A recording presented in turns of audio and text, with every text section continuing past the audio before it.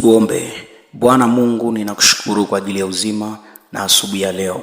Umenipa neema na kibali. Umeniamsha salama, Mungu, kwa ajili ya neema yako.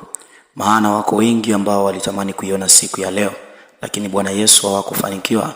Nami umenipa neema na ukaniamsha Bwana. Ni wewe tu unastahili.